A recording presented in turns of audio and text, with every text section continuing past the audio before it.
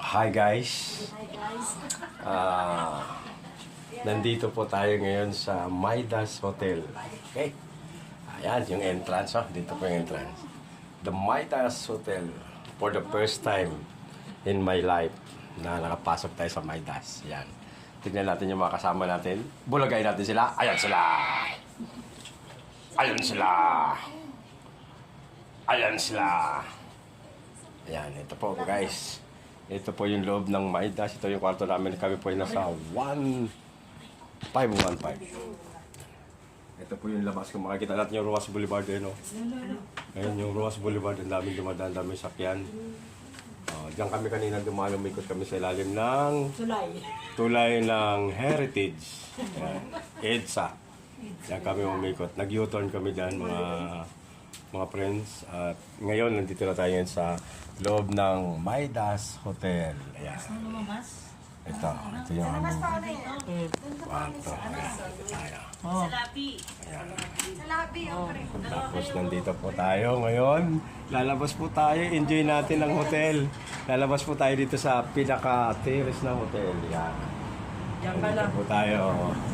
Tapos ayan po, video gabi, madilim, puro ilaw lang makikita natin mga friends kasi gabi po, anong oras ba natin yan?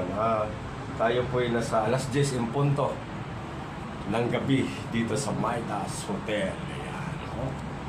Ganda, oh. Yun, oh, ganda ng tanawin, oh. Hallelujah. Okay, so, my friend, mga kaibigan.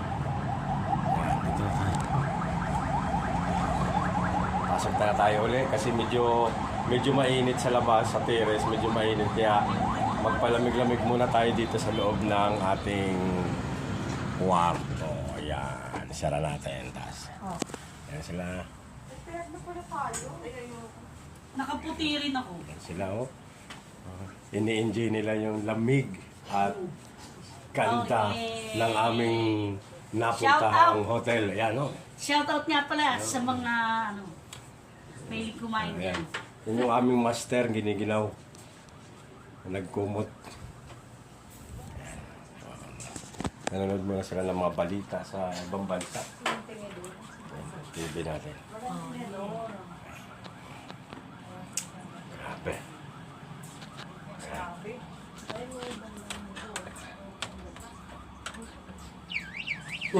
Tumutunog pala yan.